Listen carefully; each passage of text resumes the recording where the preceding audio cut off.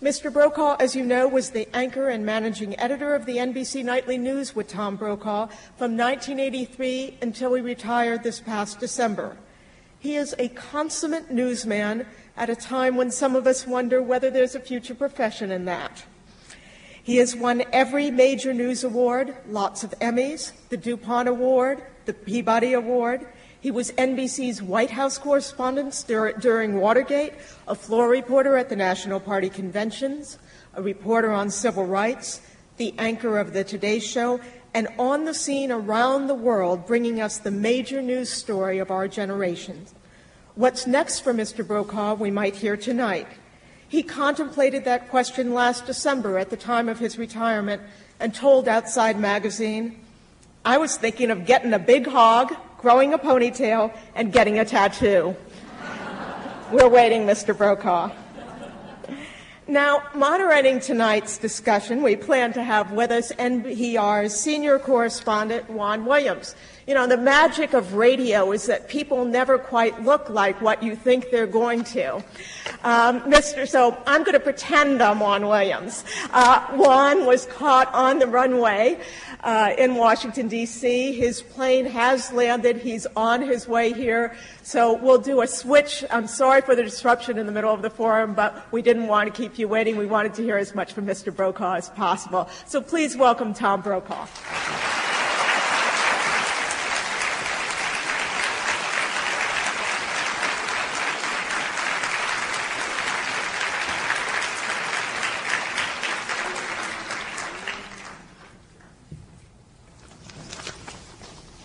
Mr. Brokaw, thank you for joining us.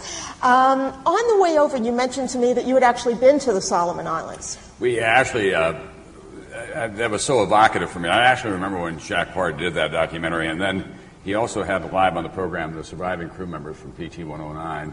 And for the Olympics in Australia, I actually didn't go back, but I worked on other elements of it. Well, we sent a producer to the Solomons, and we found the native who rescued John Kennedy. He was 80-some years old, chewing betel nut and spitting it out and sitting on the beach. And when John Kennedy said to him, "How are we going to get the message back?" he picked up the coconut half and said, "Why don't you scratch something on this?" And Kennedy, according to the native, said, "Jesus Christ, how did you think of that?" And it was very winning. And the whole story with the Australian coast watchers of the coast were there, and they obviously saved his life.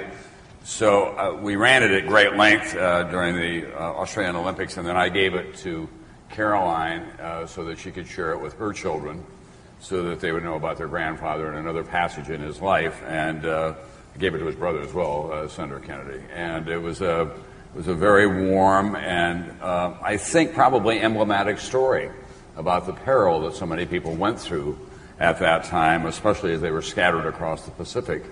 And when John Kennedy came home, he came home not just a hero, but he came home as a man who had matured a lot because of his wartime experience. And what you saw with the crew of PT-109 was typical of what happened across all the services and across all the theaters of war, that they were bonded in a way that's just hard to describe for people who have not gone through combat together or life-threatening experiences. And that's the story that keeps coming through in all these tales that I tell about World War II. When I go back to the cemeteries in Normandy or in Belgium or in the Philippines for that matter and see American servicemen, veterans there walking from gravesite to gravesite looking for their fallen friends and saying, "I had the life that he didn't have, and so I have felt that I have had to live my life for him as well." So there are lots of recurring themes in all these stories, and they come out, I think, in the PT-109 story. Is it that makes stories of war so compelling? Why are we drawn to these stories? Well, I think on two different levels. One, on a cosmic level, World War II was a struggle between good and evil, the likes of which the world has never seen before. John Keegan, the British military historian, has said in a way that I don't think that we had a full appreciation of it at the time, it was the greatest event in the history of mankind. 50 million people perished in World War II. 50 million, civilians and uniformed people alike. It was fought on all but one of the continents. It was fought on all the seas. It was fought on all the skies around the world. and Imperial Japan in the East and Nazi Germany, the Third Reich, in Central Europe were determined to alter the world and according to the vision of the despots who were running the country at the time. If the United States and its allies, including Russia at the time, had not made the fight that they did, we'd be living in a far different world today. So that's the cosmic story of it. The day-to-day story, and it's not just the story of combat, it's also the story of what happened at home, the sacrifices that were made in families, the ability, the inventive mind of America to change Detroit from producing automobiles to producing tanks and warplanes and designing new weapons, the ability of farmers to grow more food and civilians to eat less so that soldiers would have more. And then these stories of being on these ships or being in a combat outfit or being in a submarine or being in the merchant marine or being in a fighter plane and having these kind of primal experiences of life and death never leave us. And they were doing it when they were 18, 19, 20 years of age. Ben Bradley's from Boston, left Harvard in the summer of 1942, graduated early, got in his Navy uniform and went to sea. And he had been raised here in privilege, had a Harvard education in the classics, and I think he believes to this day that the greatest education he ever had was serving in World War II, that he learned more about life and about America and about what he was all about as a result of that experience. President George Bush the 41st, another son of privilege, went to Yale at the same time, became one of the youngest Navy flyers, talked about being an officer on a ship and reading the letters of the men that they would send home because he had to censor them. Officers had to look at enlisted men's mail, make sure that they weren't giving away military secrets. And he said to me, after prodding him several times because he was reluctant to talk about it, that he learned things that he would not have known growing up in Greenwich.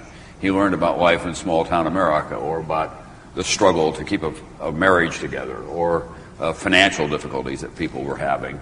And he learned about courage. He talked about a terrible accident on his carrier where a plane had crashed and bodies were decimated, frankly, and the deck of the carrier was covered in blood and body parts.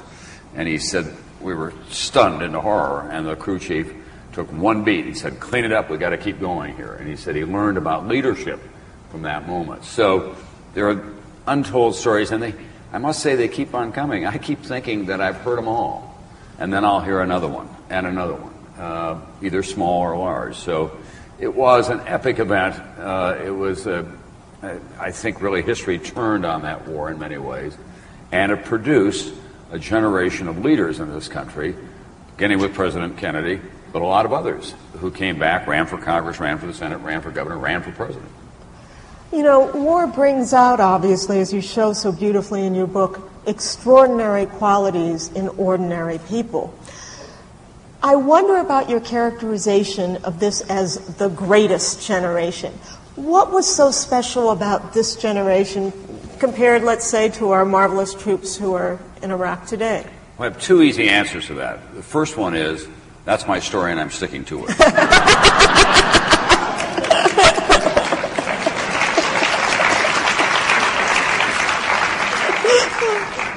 The second answer is that not everybody in that generation agrees with me.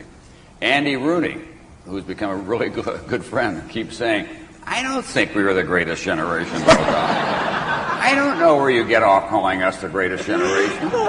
Why do you think you're entitled to call us the greatest generation? I finally said, Andy, I'm going to put an asterisk by your name. Everybody except you, the greatest generation.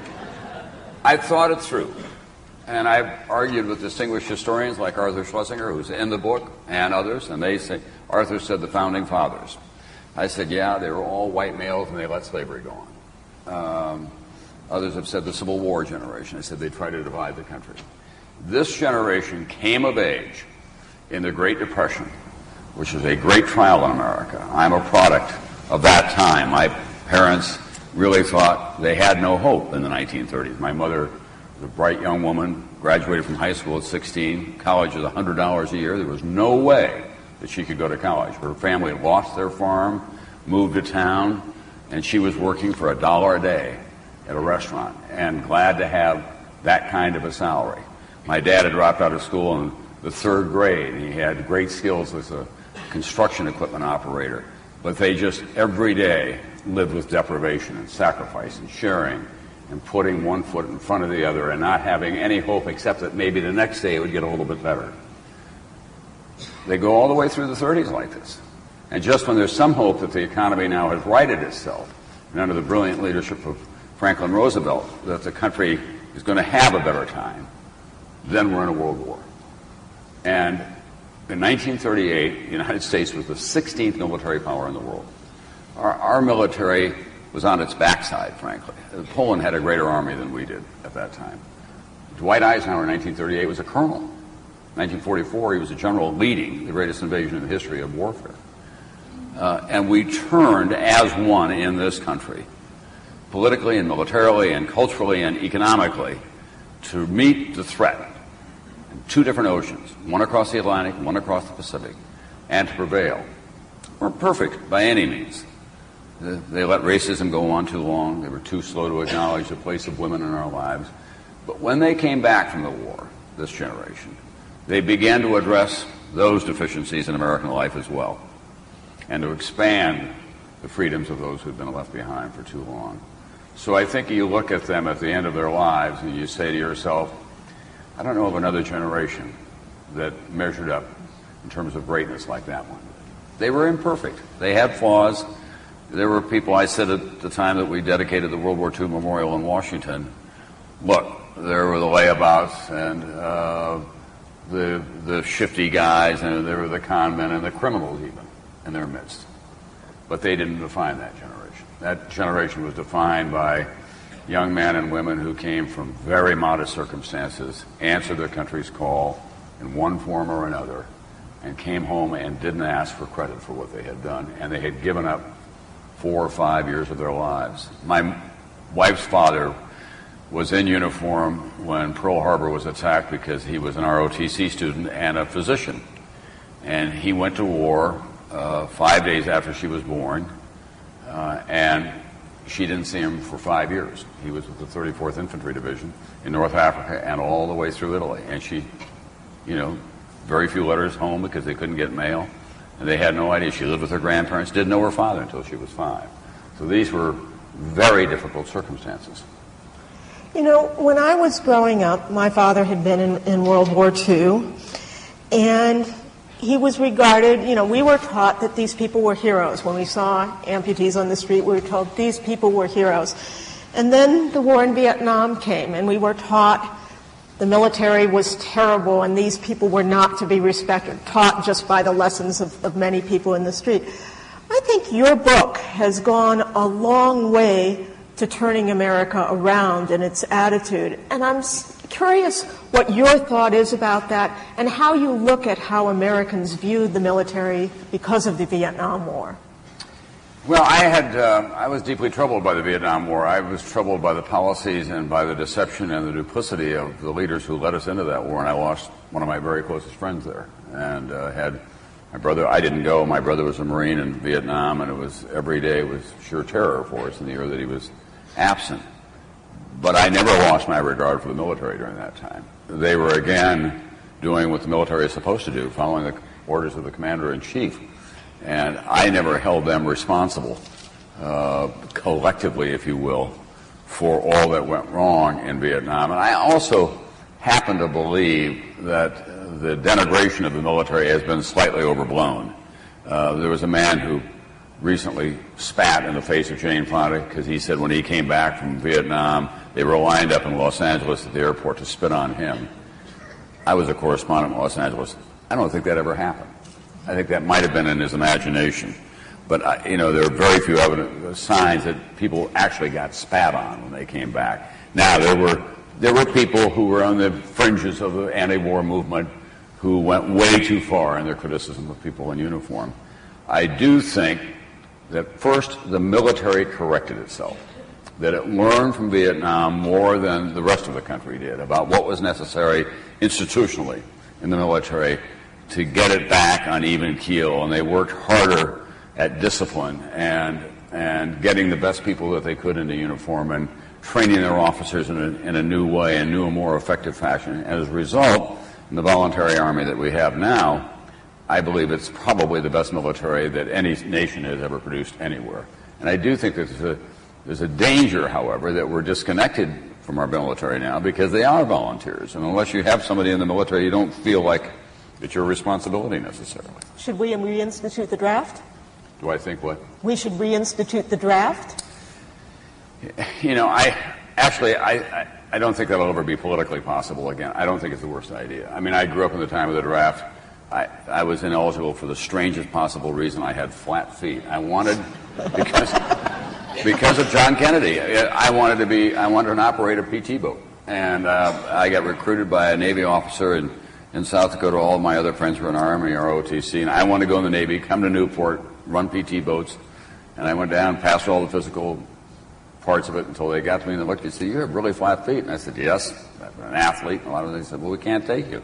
So I went to the Army and volunteered for the draft just to see what my status would be, and they said, "We're not going to take you." It was the strangest thing that they didn't take people who had flat feet. 2 years later, my brother, same condition, Vietnam had heated up. We'll overlook the flat feet. You're in, so it was a different time.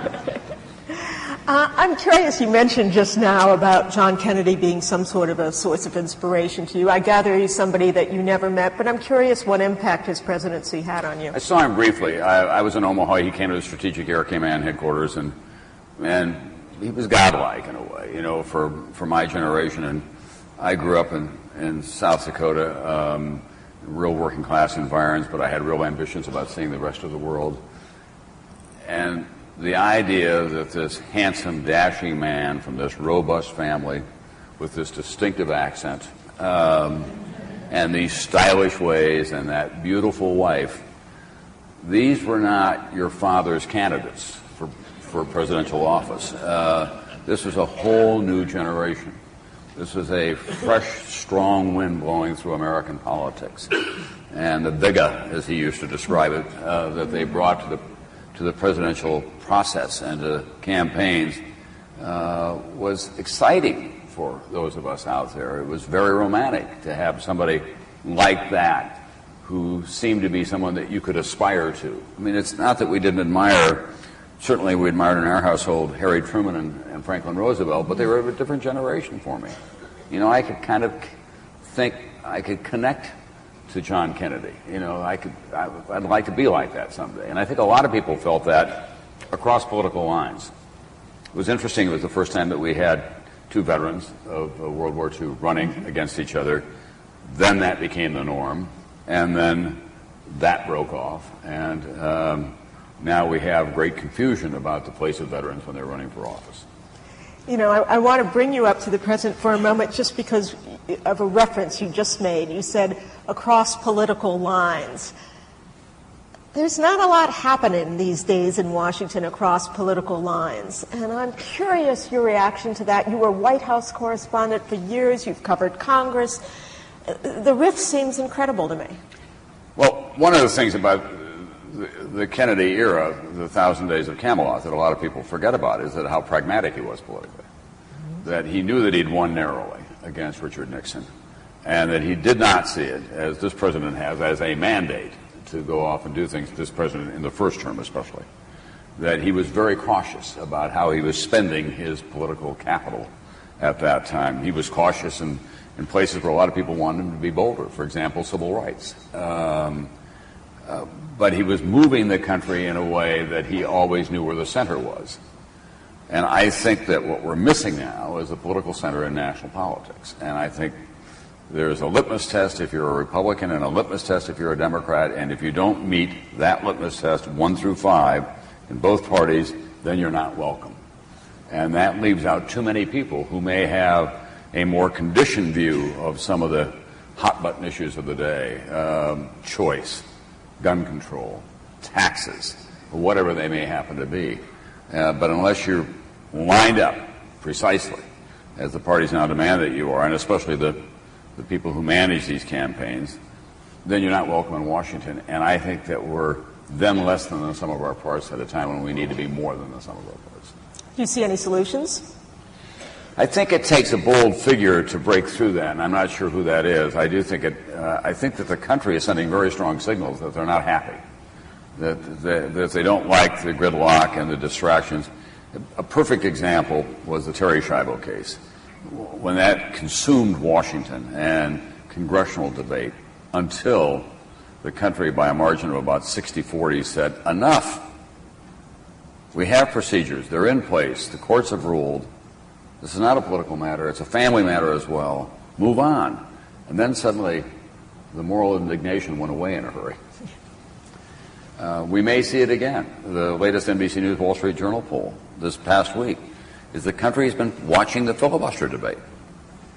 And they're not happy. Now, I'm a sports writer here. I'm not taking one side or the other. I'm just saying that these are the conditions that exist out there, that the country is saying, wait a minute, get together, solve these problems. You know, if Social Security is something that needs to be fixed, let's find a way in which we can all agree about fixing it. And by the way, we don't think that that's the number one issue.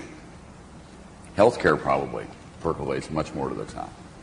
So what I've been saying as I go around the country is that if you live out in America or live in Massachusetts, where you have a Republican governor and Democratic traditions, if you go to Kansas, you have a Republican legislature in a very red state and a Democratic woman as the governor. In Arizona, Barry Goldwater's home state, Democratic woman, Republican legislature. New York, where I live, room for Hillary, Rudy Giuliani, still a hero, and a Republican governor in Pataki. Because people want to get things done. They want to find pragmatic solutions. And that lesson seems to have been lost on both parties at the top in Washington. Does the loss of that lesson suggest to you that media coverage should be handled a different way? Well, I do think that we exacerbate it. And I say we in the broadest sense of the term. I think that what has happened is that conflict has become a big piece of what drives 24/7 cable news, MSNBC, Fox, CNN, and all the rest of them. I mean, you saw it here in Boston when it was they had more people turning out for the Chris Matthews show than for the Red Sox rally, which I didn't think was possible, by the way. You know, and a lot of cheering and a lot of signs and a lot of kind of sports bar culture that is going on. I think we need to be contemplative from time to time. And we need to stand back and think and have an opportunity for a greater discussion of the issues. I'm very encouraged by what goes on Sunday mornings. You know, my very good friend Tim Russert does a great job on Meet the Press, but so does Bob Schieffer on Face the Nation and George Stephanopoulos, and then the other shows in the morning in which people have an opportunity to examine in some detail what is going on.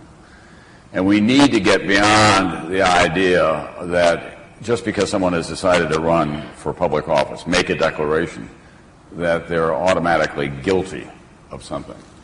Poor judgment at the very least. I don't think that. I think it's the most honorable calling there is, that you want to serve your fellow citizens. It doesn't mean that they're not going to be rascals or bad people or people that don't deserve to be examined, because they all deserve to be examined. But I also think that we have to do it contextually. Stand back a little bit, take a look, because who among us is not without some kind of sin or something in our background that we'd rather not everyone know about? Well, while we're on the subject of news, our forum coordinator, Amy McDonald, has just given me this incredible flash that there's actually traffic this evening on the Southeast Expressway. It's unbelievable to me. So it's going to be a few more minutes before Juan gets here. What I'm going to do is in a few minutes I'm going to turn to audience questions. I'd encourage those of you who are interested in asking Mr. Brokaw a question to line up at the microphones, or if you're in one of the theaters, to submit written questions. And I do ask for questions and not statements. Can I just say one more thing? Sure. About how I came to write the book, and then about the sequence of books that came out. It did begin in 1984 when I went to Normandy. I'm a pure product of World War II. I was born in 1940. My dad went to an Army base. He was a little bit older in 1943 to await his draft call, which he knew was coming. And we got there, and he was working there in a base in western South Dakota, a dreadful little place where they were storing ammunition and transporting it to Washington, the state of Washington, and to the East Coast for shipment overseas, and then testing it there. So it was a pretty exciting place for a kid to live. It was very hard for my mother with 3 little boys in a little tiny house, about the size of the stage, by the way. And my dad got drafted, goes off, is gone for about 4 weeks, and he suddenly gets called back to the base because he's so critical to the operation of the base. They say, we need you here more than they're going to need you in the Navy Seabees. So at least we had him at home. But that was the whole definition of my life. Everybody around me was going to war or coming home from war. And curiously enough, there were these people wandering around town in orange outfits with funny hats and speaking a language that I didn't understand. And they were prisoners of war from Italy. They were Italian prisoners of war, which will lead me to another story I want to tell in a moment. And they were in a compound at the edge of town. They had been shipped all the way to southwestern South Dakota to be held there because they didn't have room to hold them overseas. Now the war ends. There's great jubilation in America, great relief. We moved to the center of South Dakota, where they were beginning to build big dams on the Missouri River. The Corps of Engineers, a kind of quasi-military operation. And all these veterans come in who are working guys, who are heavy equipment operators like my father was, or skilled craftsmen of one kind or another, and then the engineers. And they build a town out in the middle of nowhere, and we have this great life. And I just didn't think much about these people who are around me and what they'd been through in their lifetime. Life goes on. I get to Normandy. I'm doing the 40th anniversary. I walk on the beaches with 2 men the first day to begin the filming. And emotionally, I'm brought to my knees because I realize these are the guys who've raised me. They're in windbreakers. Their wives have got tight little permanents, clutching their handbags, and they work for the VA in Pennsylvania. They're school teachers in Florida, or they're priests from Alabama, or one was a congressman from Florida. And they started telling their stories very quietly and very modestly. And they were stories of great courage and great horror and great sacrifice and great separation. And it made a deep impression on me. And I couldn't get it out of my system, so I began to collect these stories. And by the 50th anniversary of D-Day, I said aloud for the first time on the air, I think it's the greatest generation any society ever produced. But I still didn't quite have the courage to write the book. And I kept collecting the stories, and in commencement speeches and other lectures that I was giving, I would use these themes, and I could quiet any audience. And finally, Random House said to me, I went to him, I said, I think I have this idea. I was working on another book, actually, and they said, oh, my God, go write that book. And in a year, I got it done, and it became a kind of publishing phenomenon. It wasn't about me. It was all about them. It wasn't the fact that I wrote the book. It was about their stories, and it touched this common nerve across America. This is the point that I want to make. I got such an extraordinary response to the book that we published 2 other books that don't get nearly the attention that The Greatest Generation did. One is called The Greatest Generation Speaks, which are first-hand accounts. And then the other one is called An Album of Memories, in which we divided the war up into theaters and then took stories, both after-action reports and other things, and put them together. In many ways, I feel that The Greatest Generation by itself is only complemented by these other books because they are powerful first-person accounts. There's no Brokaw between you and the stories. They're telling their own stories, and they came from across America. It was overwhelming, and I can't go anywhere now in this country without someone, almost every day, this is not hyperbole, stopping me and saying, often with tears in their eyes, I read your book and I didn't understand my parents until I read it. That was a revelation to me. I didn't think it would touch the boomers the way that it did. Or members of that generation catching my eye in an airport, looking at me and saying, I'm a member of that generation. And the kind of quiet pride. Then there are those memorable moments that I've had. After 9/11, I was down in Ground Zero, the first correspondent to get down there, and it was a very difficult time. They were recovering bodies, and the firemen and the other recovery workers were exhausted physically and emotionally. And a fireman came up to me, and he'd lost a lot of buddies, and he was caked in clay and mud and muck, and he'd been working 18-hour days. And he just stood in front of me for what seemed like a long time, and he said, finally, he said, I read your book. And I said, thank you. And he said, I didn't understand my father until I read your book. I said, I've heard that a lot. And he said, and because I read your book, I understand what it is that we have to do here now. And I said, thank you very much. He said, I learned a lot from that book about my father, and I learned a lot about you. And I looked at him and I said, you used to think I was a communist, right? And he looked at me for a long moment, never changed his expression. He said, no, just a liberal scum.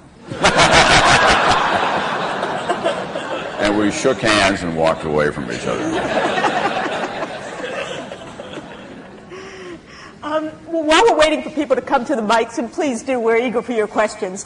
One other little thing in your book caught my eye, which was the mention of Jack Hemingway. As you probably know, the Kennedy Library has the entire Hemingway archives.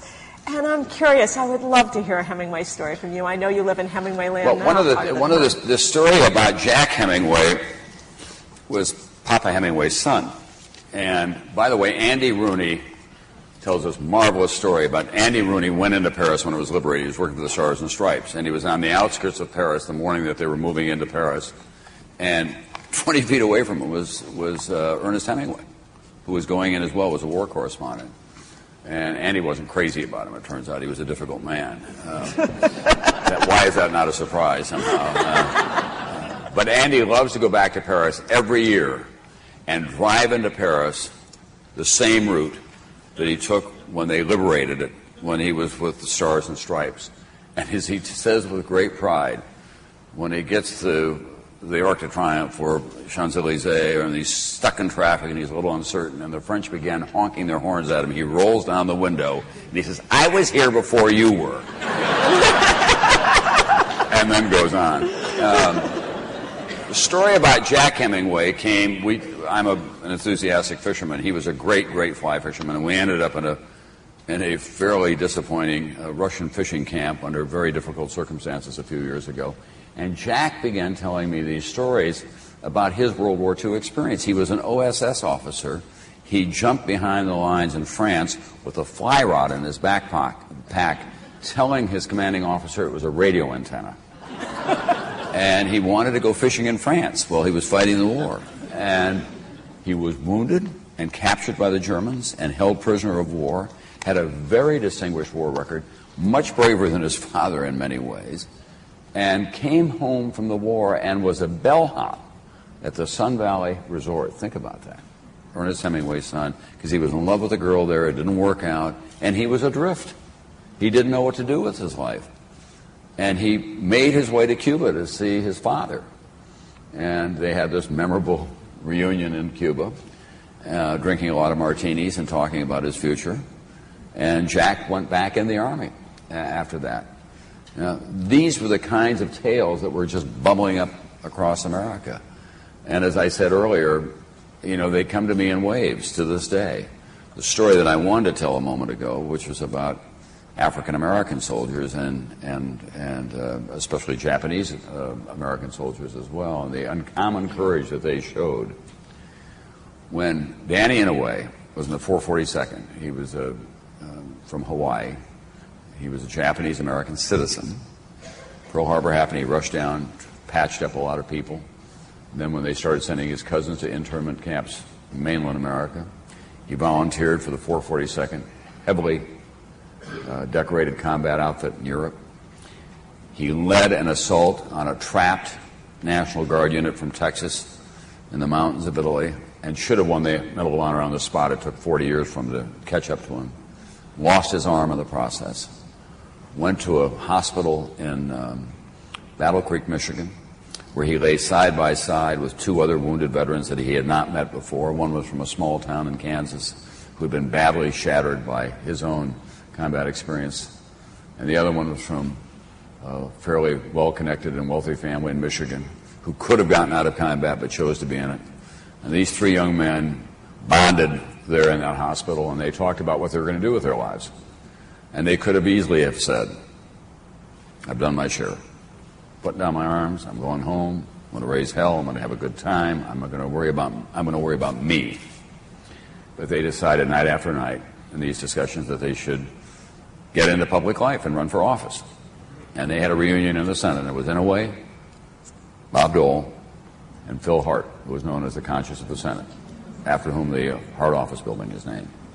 And that's another typical story. The one that I wanted to tell you was that African-American Tuskegee Airmen and others who came back from combat would return to America, and if they were at Fort Bragg in the South or Fort Benning in the South, could not go into officers' clubs, even though they were officers, and German prisoners of war who were officers were welcomed in those clubs.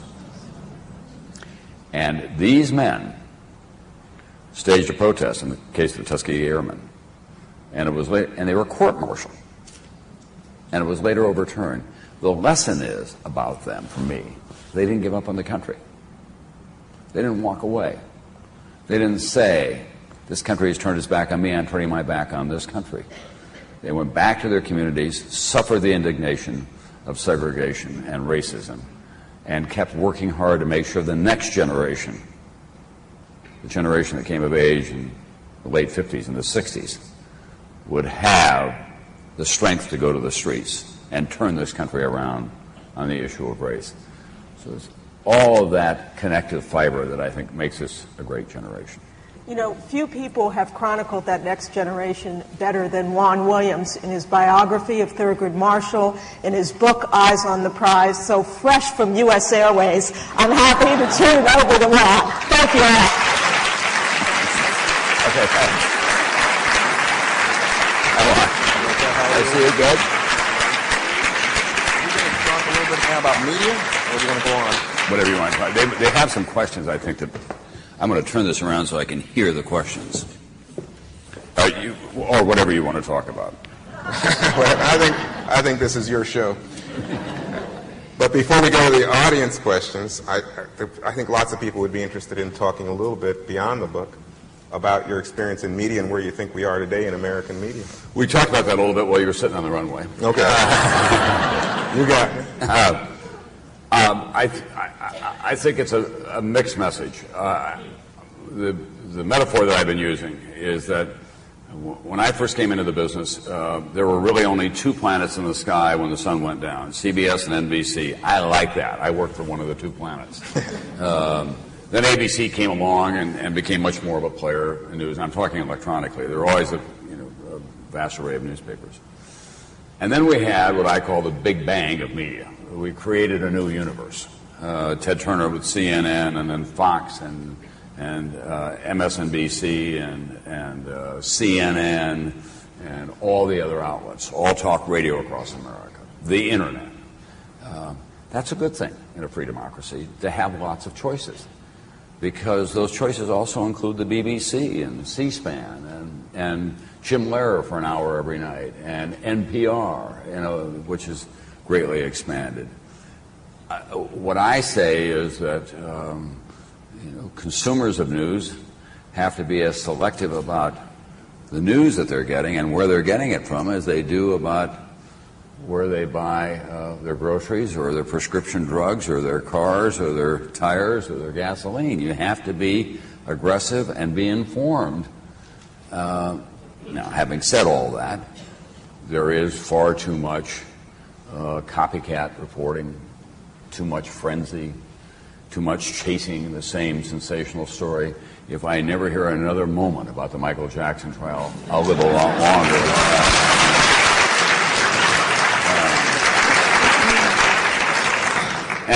And there are profound issues out there that are not getting enough attention.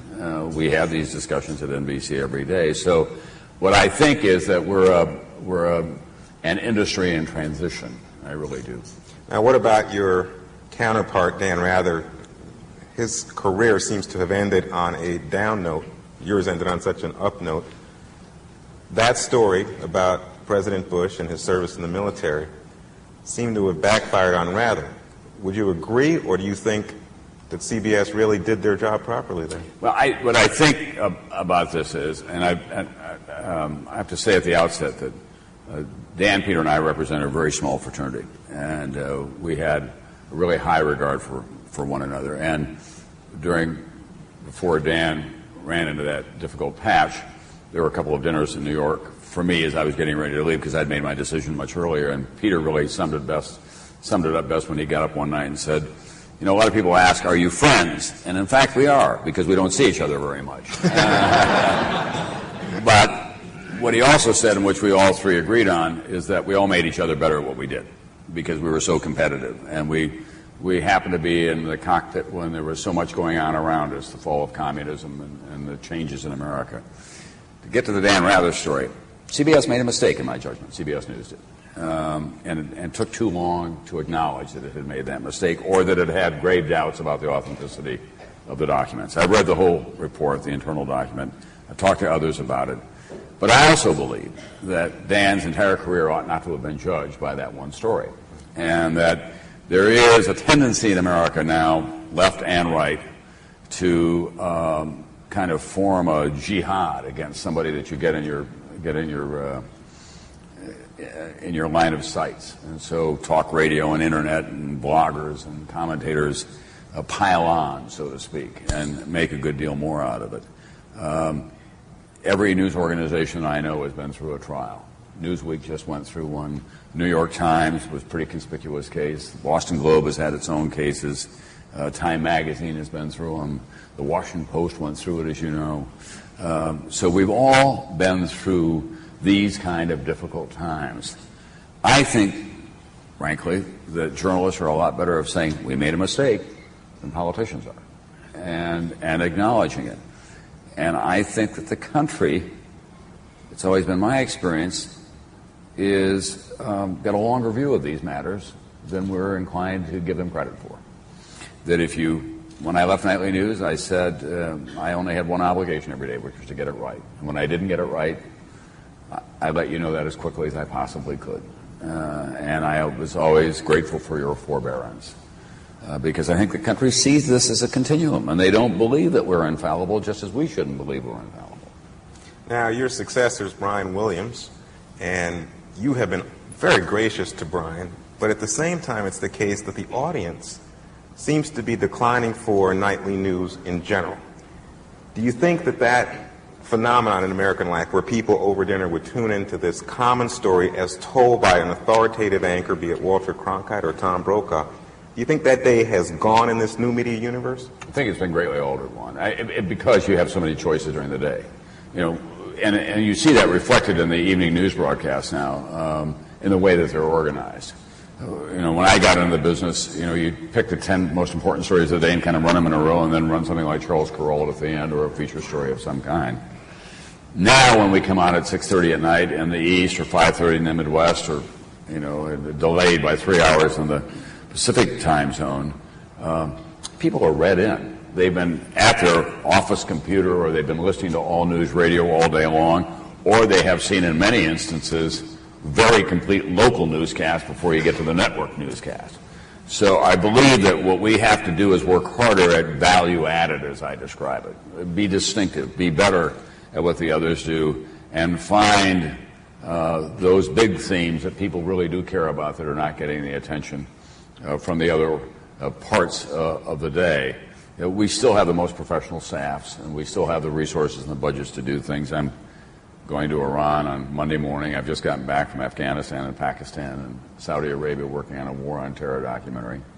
Local news is not doing that, and the internet doesn't take you there in the same way. So I hope that there will continue to be a place. I think it's a challenge that crosses generational lines, however. Well, that brings me to this thought then.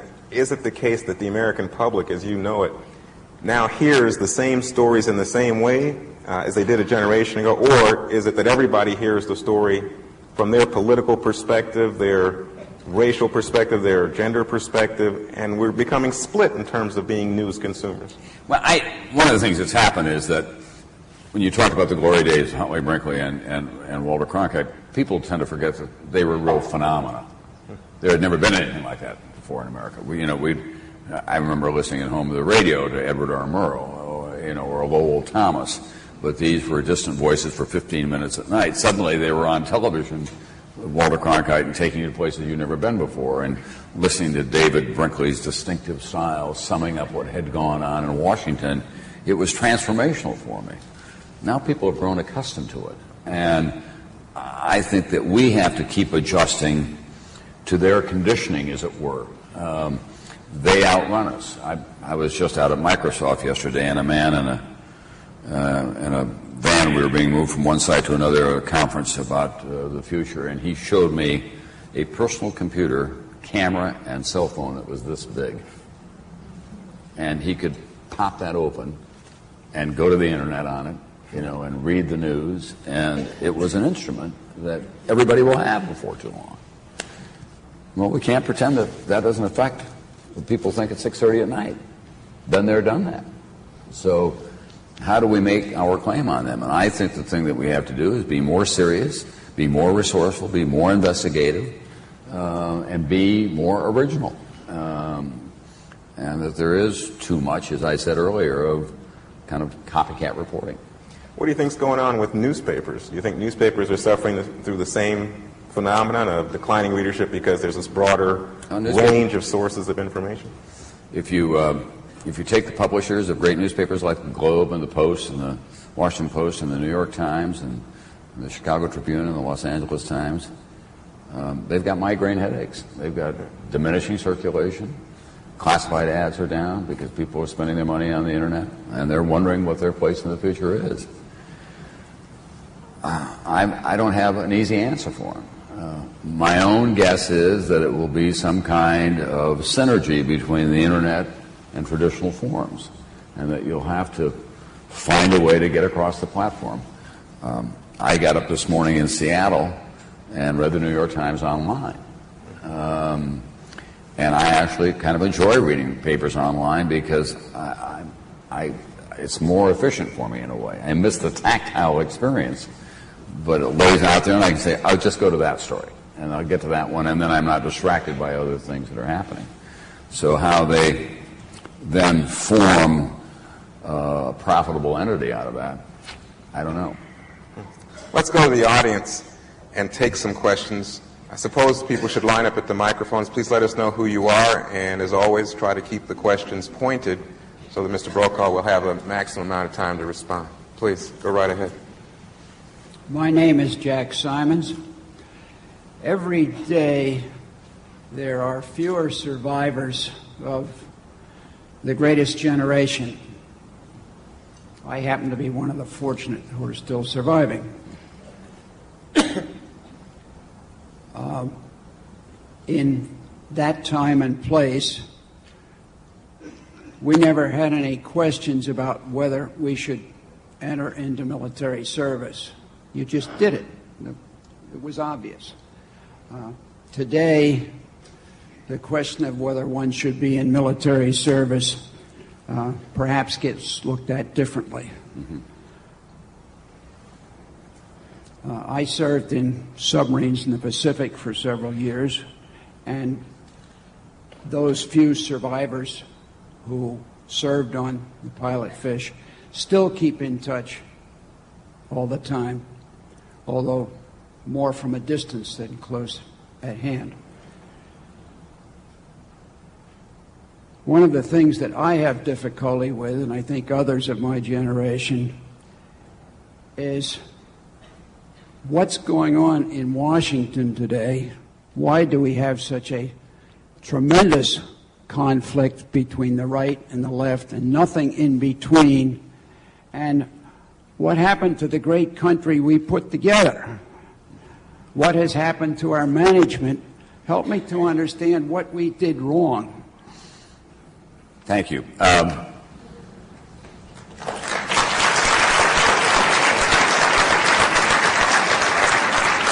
I hear that wherever I go, by the way, all across the country, what is going on. I mean, I talked about it for a few moments before you arrived on, and I do believe that what's missing is the center.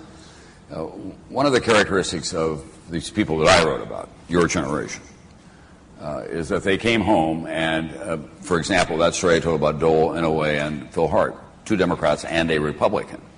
But at the end of the day, they were interested in moving things forward. And the tone changed from 6 o'clock at night until 10 o'clock at night. You know, they'd get together in the cloakroom. They'd find a way to work things out. I don't remember, and I've been following national politics for 42 years now, and I've talked to a lot of people who have made both an anecdotal and an academic study of Washington and especially Congress. And no one remembers it being more poisonous than it is at the moment. And if you ask the senators who have left the institution, Republican and Democrat alike, Al Simpson, Fred Thompson, Republicans, John Breaux, Sam Nunn, Democrats, Bob Kerrey, Democrat, they all say the same thing. It's never been worse. It's not a place that you like to be anymore because of the ad hominem attacks and the unwillingness of people to find common ground. I think it's going to take boldness on the part of leaders willing to sail against the wind, as John Kennedy might have put it. I think it also requires those of us in our business to focus on those people who are willing to take those kinds of stands. There are some out there who are more iconoclastic. John McCain is a good example, somebody who's willing to stand up and call them as he sees them along the way. Chuck Hagel does that to some degree in the Republican Party, although not as much as McCain. Democrats are in disarray at the moment. I don't think that's any secret to anybody. They're having a very hard time figuring out who they are and where they want to get to and how they want to get there. And there's no one who has really kind of emerged from the post-election period in the Democratic Party who's kind of rising to the top. A lot of them are positioning themselves, including Senator Clinton and your own Senator Kerry, who would like to run again. But at the moment, there's no one person who is kind of defining him. But I also think it depends on you in terms of what you demand from Washington. And they read the tea leaves, and that poll that I indicated a few moments ago about people increasingly unhappy with the inability of Congress to get things done. I don't remember a number for Congress that's lower than the one that we just saw the other night on the NBC Wall Street Journal poll. Very low indeed. They'll see that. They've got elections coming up, and we'll see how they respond to it. Well, just to pick up on this thought, when you see this kind of polarization in the American politics, don't you think it's driven to some extent by the power, the increased power on precedent of special interest groups and the money that they flood in to influence and press these politicians? Yeah. There are two big factors here. First of all, we have had a real shift from the House into the Senate. The House was always a much more partisan body, and they brought a lot of the attitudes into the Senate. And then the House has remained the same. And then the business of running elections has become so cold-blooded. It was always tough. It was always rough. It's much more cold-blooded and efficient now than it was in the past, and it is fueled by huge amounts of money and driven by the single interest. The little litmus test that I've been sharing with the country is that if you're a Republican, you must be anti-choice. You must be anti-gun control. You must be pro-tax cuts, whatever the fiscal reality. And you must be against the American culture, popular culture. If you're a Democrat, whatever the circumstances, you must be pro-choice, no conditioning. You must be for all gun control laws. You must be against the wealthy. And you must defend the American popular culture, however gross it may be or however excessive it may be in public displays. And people who would say, look, I can go with two of those. I can't go with all five of them. I got a little problem with what I'm hearing on rap records, or I've got a little problem with gun control laws going a little too far. Maybe they have application in Massachusetts, but in Montana, where I live, we have a different attitude about guns and a different kind of problem. Maybe we ought to have a little more nuanced view. Not welcome. And if you're not welcome, then how do you draw good people into the arena? And that, I believe, is a huge issue. And then it's driven by these single interest groups. And by the way, they're not confined to one side of the spectrum or the other. They are the teachers' unions, they are the labor unions, but they're also the retailers, and they're also the manufacturers, and they're the trial lawyers, and they're the AMA. Every group measures what's going on in American life by their single interest, and they're not willing to have a broader point of view. Politics has always been a rough business, and the man that we honor in this library, John Kennedy, knew that well, and he played one interest off against the other very effectively. but at the same time, at the end of the day, he wanted to move things forward.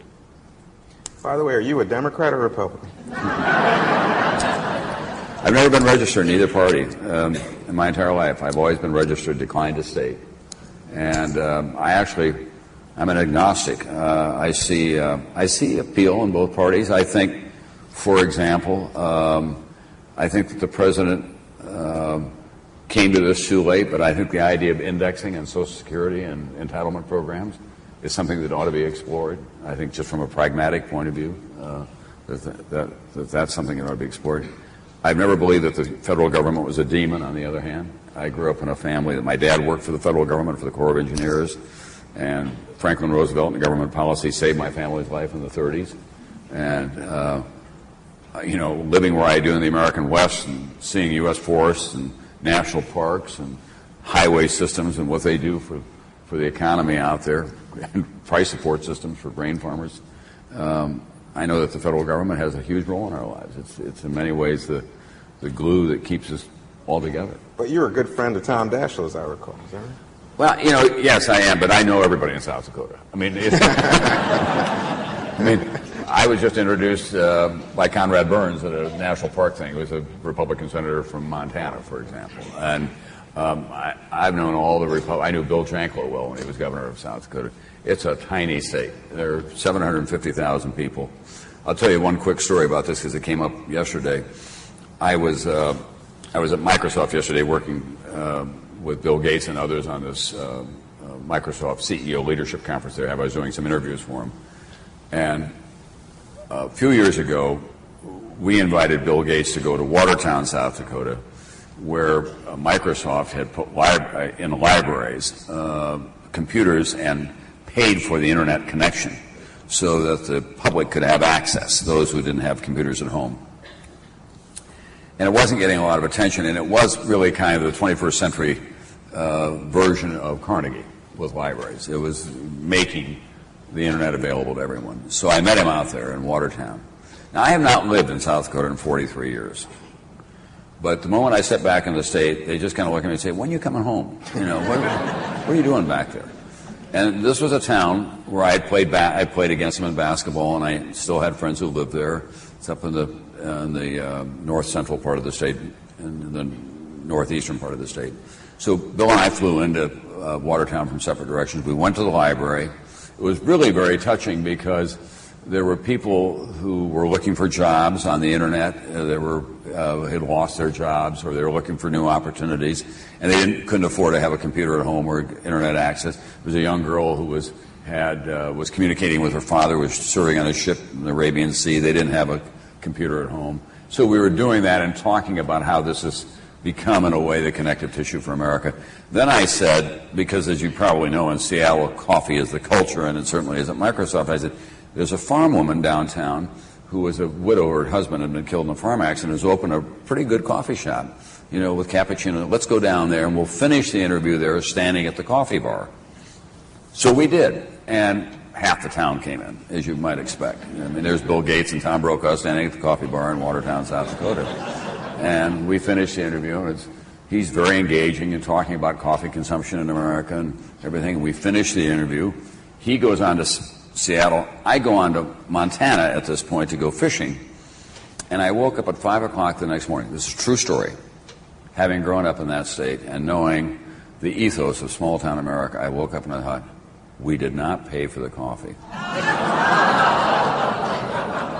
And we did not leave a tip. The richest man in the world and the anchor man who has come home stiffed the farm widow.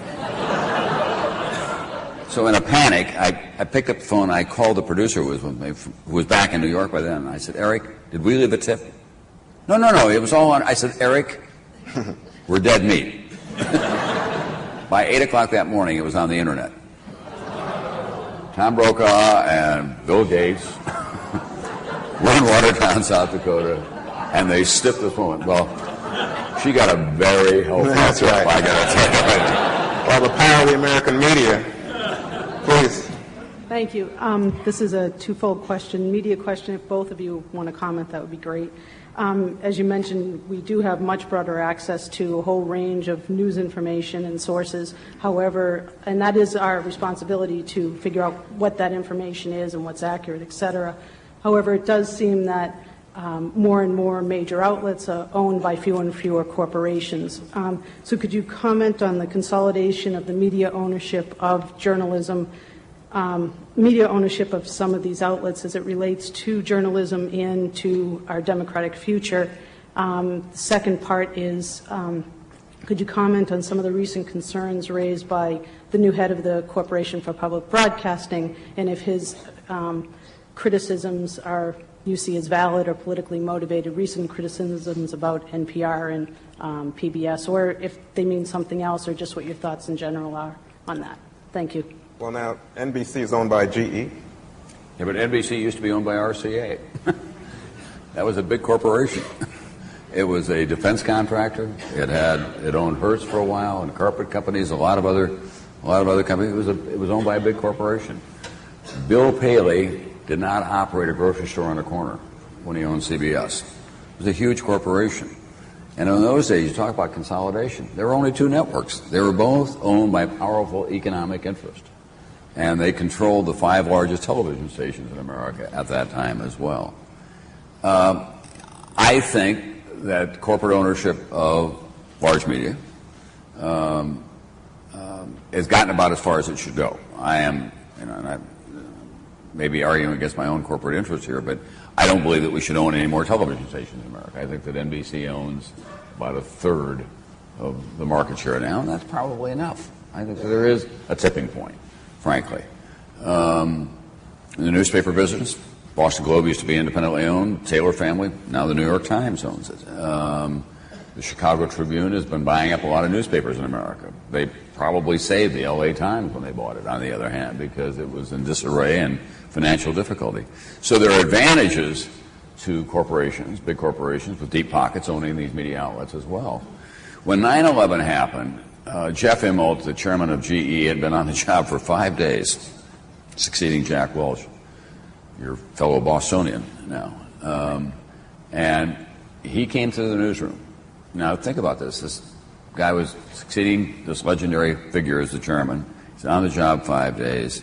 The American economy, to say nothing of the America period, has just been put under attack. And his network has taken down all commercials and is burning through mountains of cash because we're going 24/7. He walked through the newsroom, patted everybody on the back. We didn't know him. I mean, he was so new in the job that we had really no relationship with him. He said how proud he was of the job that everybody was doing and how proud he was that NBC News was part of GE.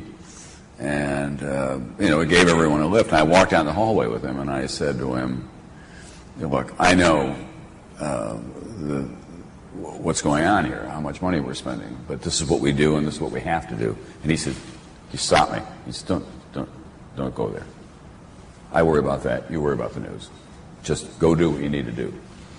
Well, that was comforting, frankly. A big corporation that well managed, had real reserves, and could do those things. And it came through with the anthrax attack as well, when my assistant was the victim of that, and the arrangements that we made for her, not just for her immediate care, but for her long-term well-being and for her long-term welfare, came as a result of that. Now, we always have to be on guard against it internally in the organization. Jack Welch likes to say, if I had gone down there and raised my eyebrow to Brokaw, suggesting that he do some kind of a story that would be in our interest, he would have led the troops out into the street in about 30 seconds. I still believe he's a communist, but that's what he would have done, he likes to say. I mean, he's joking about that because he would always love to come down and tweak us, thinking that we did not have enough appreciation of American corporate life. And at NBC, the standing rule for me has been, if I don't care how small the story is about GE, if it doesn't meet our threshold, we still put it on the air and say they're the corporate parent of NBC. We did the only network to do the story about PCBs in the Hudson River, for example. I insisted that we do it for nightly news. And I know that it was probably not a popular decision in the corporate hierarchy, but I never heard backwards. Well, but let's go to the heart of her question, which is that when you have consolidation of ownership, that it means that certain points of view are promoted in American media. But we don't have consolidation. We have more outlets now than we had 20 years ago, Juan. You know, the fact is that you have many more choices now than you did then. And that's one of the differences. Look at magazine racks, for example, in the print world. You have all the niche magazines that are out there. We didn't have NPR 20 years ago. You know, we didn't have C-SPAN 20 years ago until the cable operators got together and decided to put that on the air. So there's a much broader spectrum now than there had been in the past. If it were just Fox, NBC, and CBS, or some combination thereof, yeah, I'd be raising my hand too as a citizen. But the spectrum now is much broader than it used to be. Look, when I first came into the business, the world that you saw on television news was seen through the prism of white middle-aged men who lived on the northeastern coast of the United States and reflected their experience and their interest. You couldn't get stories on the air about women and their particular concerns about health or their place in the American. They were kind of novelty stories. And there would be an occasional woman correspondent, and she would get kind of America's sweetheart treatment, but not treated really as just a working correspondent. I remember, true story, in the NBC Nightly newsroom, when toxic shock syndrome emerged as a grave threat to women's health. There were lots of guys who said, we're not going to say sanitary napkin on the air. You know, so there have been some heartening changes as well. The rear view mirror is often a little rosier than it needs to be. And if people said to you, well, what about my employer, Fox? They'd say, Rupert Murdoch. Is that a different kind of owner? Is that a more political owner than, let's say, GE? Sure. I think it is. I mean, but that's the business that he's in. He's purely in the media business, and I think he's entitled to have a point of view because it's cable. It's not, you know, that's where he does his news. Is on cable. You know what you get when you go there. What do you mean by that? I mean that you know that you're going to get a generally right of center view of what the news is. Do you feel that way about CNN being a left of center view? I think it's a little more mixed. I don't think it's as distinctive. I think there are not as many. The microphones are okay. They want you to stop clicking. Oh, clicking my pen. Audio men, I've had a lifetime of experience with them. If a bird chirps 2 miles away, they think you can hear it. They can.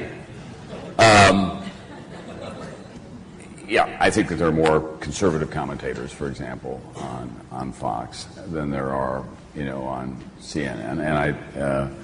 But I don't have any problem with any of this. I think that the American consumer makes a judgment about it. They go where they want to go. I don't think that anybody's being bamboozled by what they're saying on the air, and that they have a right to have the spectrum of choices.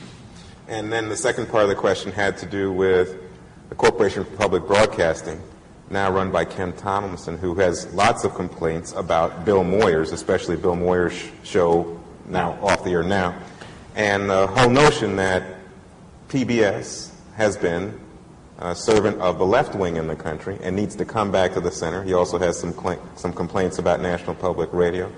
What do you think? I love NPR, and I love the Corporation for Public Broadcasting. I think it's a really important asset in America. Truth in advertising, my wife sits on the board of Channel 13 in New York. But I don't think there's anything wrong with examination either. I really don't. I mean, I think if these things get brought up from time to time, we look at them like ombudsman in newspapers. I mean, it took the New York Times far too long to have an ombudsman, in my judgment, in which they can make a judgment at the end of the week about what they've done right and what they've done wrong. The problem with most journalists is that there was a wonderful journalist when I was a White House correspondent by the name of John Osborne. He used to be with Life magazine, and then he wrote TRB for the New Republic.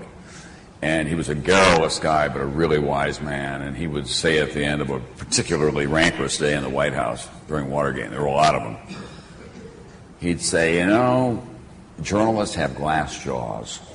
We throw punches all day long. As soon as somebody takes a swing at us, we go down to our knees and crying in pain. And I think we've got to be as tough-minded about looking from the outside in as we are from the inside looking out. I really do. And I think that these people and people all across America are the best arbiters of what's in their best interest. And they get it. They know what they want and where they're going to get it and how they're going to respond to it. And they don't react moment by moment the way that many of us in the news business do to what's going on. I think that all of these elements that we now see have interesting, engaging, instructive parts to them. I mean, I like to watch parts of Fox. I like to watch parts of MSNBC and CNN, and I click around in the morning. I'm a very aggressive consumer. And my colleagues in Nightly News, I used to drive them nuts because I was a C-SPAN wonk. I'd come in and say, you should have seen that hearing last night on prescription drugs under Medicare. And they'd say, pardon me, you think that's how I'm going home and spending my evening? So you've got a lot of choices out there. But it's up to the individual to make a determination about what's in their interest. What do you think about this business with Barney? Let's say that somehow PBS is promoting gay lifestyles through some of the children's programming. Did that ever cross your scope? It has not occurred to me. Hi, good evening. My name is Jack Regan. Last month I returned from China. I've been working there on and off for the past 4 years for the National Committee on U.S.-China Relations. And I'm just wondering, Mr. Brokaw, if you could kind of give us your assessment of modern China's place in the 21st century and anything you might like to say about the present Chinese government. I think that they're underreported in this country, for one thing. I'm going to go in the fall. I've spent a lot of time there over the years. I did 2 hours in 1983 called Changing China when they were just beginning to emerge from the Cultural Revolution. And then we did a week in 1988, NBC News did. We were there with all of our programming. I've been back several times since then. It is the emerging colossus in the 21st century. I don't think there's any question about it. Great industries and retailers and other people are looking at it as a marketplace or as a production center. Politically, it has enormous potential strength in that part of the world. And I don't think that we have as complete an understanding of it as we need to, from this point of view. They have very difficult circumstances. When you have that many people and you're trying to maintain the kind of political control that they are, but at the same time introduce the realities of a market-based economy and all that it brings with it, then you've got very difficult circumstances. I heard somebody speaking yesterday, and they said in the next 15 years, 400 million people will move from the countryside into the cities in China. Think about that. That's an enormous shift. How do you find employment for all those people? How do you find housing? How do you deal with pollution? How do you deal with transportation? How do you deal then with political control and self-determination?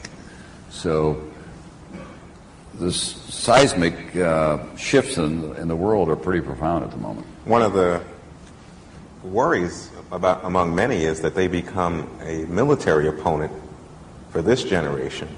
Do you share that worry? I think it depends a lot about how we deal with them. We were talking earlier about Korea and China. The foreign minister now from China used to be the consul in New York, and I knew him quite well. And so when he came back last fall, I was at a small dinner with him with some people that were well beyond my experience in terms of diplomacy and international relations, and they were trying to sort out in the course of this evening about where China was heading, and he was typically very canny about it. And at one point when they were talking about Korea, he turned to me and he said, well, Tom, what do you think? And I said, I think it's an opportunity for China to take its place at the head of the parade of nations. It's in your backyard. This is a system that grew out of the early days of Mao and Zhou, and that you could show the world a new, mature China, progressive China. He looked at me and said, very interesting. So, that's as far as he wanted to go. And now, recently, they've said that they put the ball back in our court. Our last question. Thank you, gentlemen, for the opportunity to ask you a question. There seems to be a movement in academia, this seems to be growing, of cosmopolitans, where people see themselves as citizens of a global society. Their citizenship sort of transcends, I think, global borders. And they see this as a path to peace, a path to world peace. I'm just wondering if you could comment on your opinion as to, do you think this is a trend, this cosmopolitanism, and what does this political philosophy say about the endurance of nationalism and patriotism that existed during the Greatest Generation? Well, I'll begin easily by giving you my quick definition of patriotism, which is that you should love your country but always believe it can be improved. It's not a kind of blind love that you're involved in. And one of the things that's really troubled me about the last couple of years is this suppression of dissent or questioning or vigorous discussion about the issues that are before us. The last night that I was on Nightly News, I said after 42 years doing this kind of work, what I really have concluded is the questions are not the problems, it's the answers. And that we should always feel free to ask the questions. And if we're going to be the patrons of democracy and the essential element of free speech abroad, then we damn well better be the stewards of it at home as well, and make sure that there's always a free and open climate in which we can address these issues without fear of becoming the subject of an attack on the internet or talk radio or in some place and being accused of being treasonous or un-American in some fashion. There used to be, as I have often said, in the 60s on college campuses and in the anti-war movement, a kind of tyranny of the left, that conservative voices were just not welcomed in the dialogue of the day. They just weren't. You know, there were very few. Bill Buckley and Bob Novak and George Will were about the three that you heard at that time. And on college campuses, you know, if you had a conservative point of view, you were sent off the campus. Now we're in danger of the pendulum swinging completely the other way, in which if someone has a left-of-center point of view, you know, that they're immediately vilified in some fashion in terms that are far too harsh. And I just don't think that that's in our best interest. The issue that you raise about globalism, however, I think is one that... Thank you. Globalism, I think, is a big issue. What do companies like GE, for example, or Microsoft, or the big, like Toyota, what are their social obligations outside their own borders? You know, when they land in countries and they're manufacturing or selling products there, do they have the same standard of social consciousness and social compact that they do here at home? And that's something that I think that American business and businesses everywhere really have to be thinking more and more about, and I think that they are. On that point, do you believe that we're in danger in any way in this country of becoming a theocracy, given the importance, the rising important power of the religious and evangelical community? These are all openings for me because I'm also doing a documentary on evangelism. Always helping you, Tom.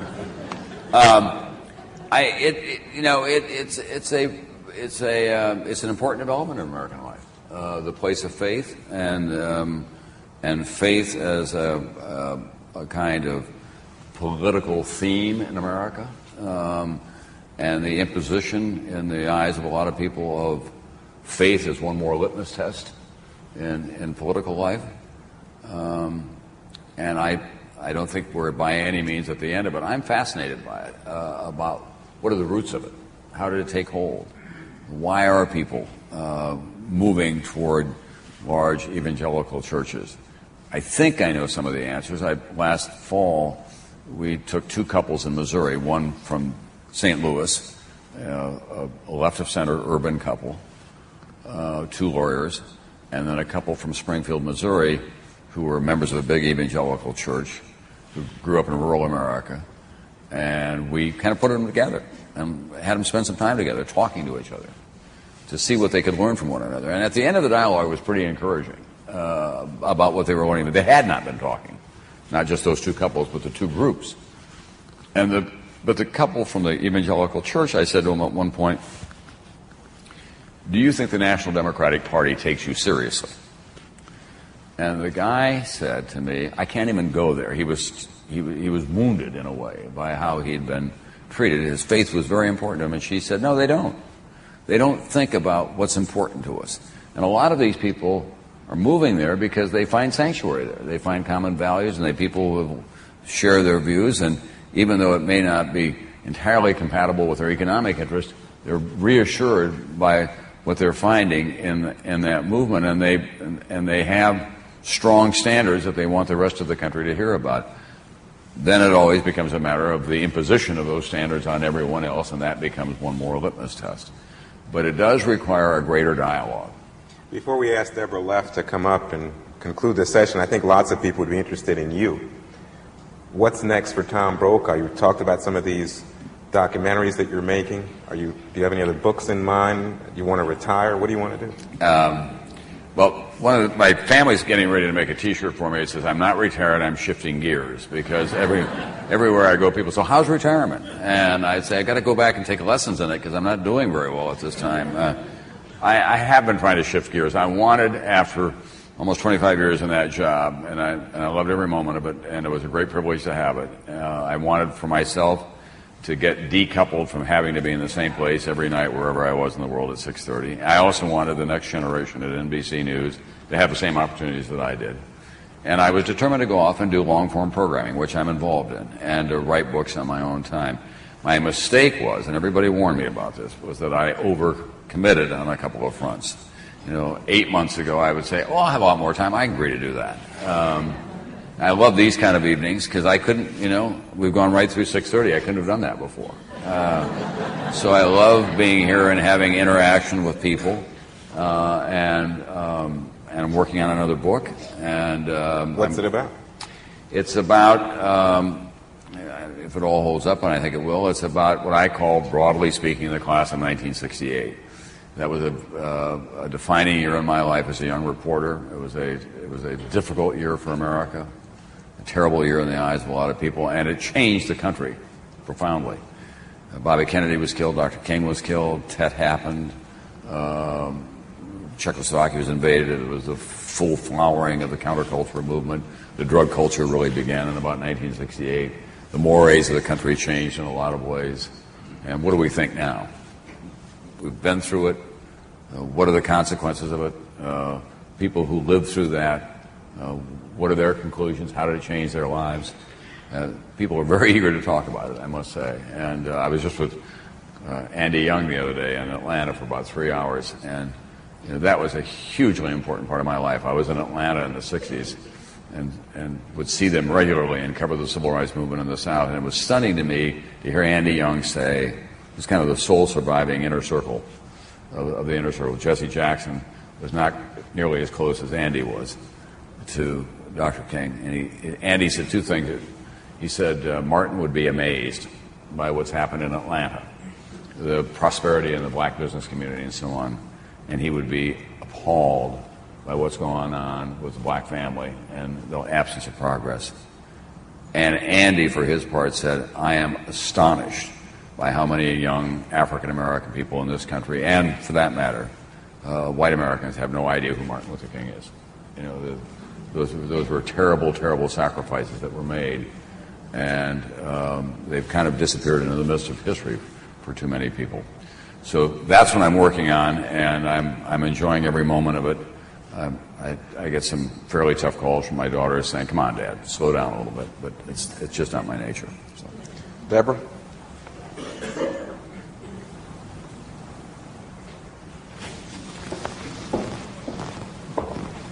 Well, if you didn't get Mr. Brokaw to do the PT boat thing, we thought at the very least you should have a PT 109 T-shirt to remember this evening. And Juan, same for you for the rigors of combating Logan Airport, Reagan Airport, and the Expressway.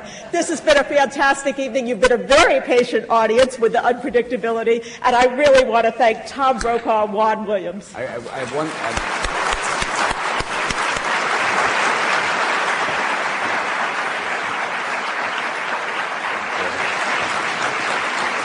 If I can, I'll tell you one story.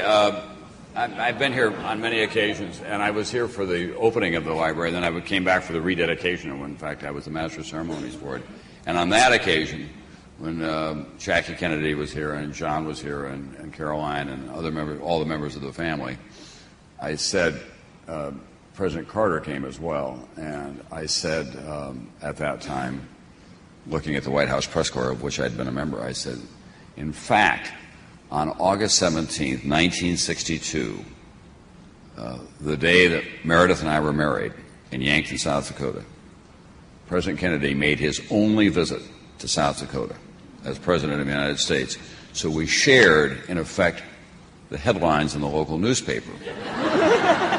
We still have, and I said to the White House press corps, we thought about inviting you, but I've seen what you do to free buffets, and we simply couldn't afford it. So, thanks so much. It's been a great evening. Thank you.